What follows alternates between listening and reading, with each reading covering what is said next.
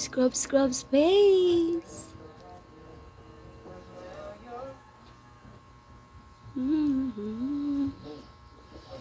Pangtanggal to ng wrinkles. Kaya may namin nagtatanong sa akin kung bakit daw ako hindi natanda. At ganun pa rin ang mukha ko. Guys, lahat tayo natanda. Sa pag-aalaga, alam po talaga yan. Pumapangit lang talaga ako, guys, kapag stress ako.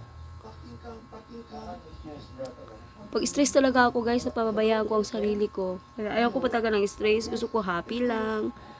Enjoy lang na ako ang ako moments, ako mga anak. Kasi pagdating ng panahon, magiging okay din ang lahat. Prayer lang kay Lord. Masakit man, pero okay na. Pray lang tayo kay Lord, guys. Huwag makalimot kay Lord. So, habang nag-i-scrub ka, kailangan ini-enjoy mo rin yung moment ito. Yan.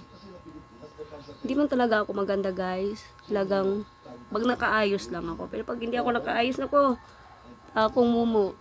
So, kailangan lang talaga mag-ayos. Gusto ko pa nga mag-gym. Nag-gym na rin ako para ma-maintain yung katawan. Kasi sa age natin, kailangan alagaan natin yung mga age natin.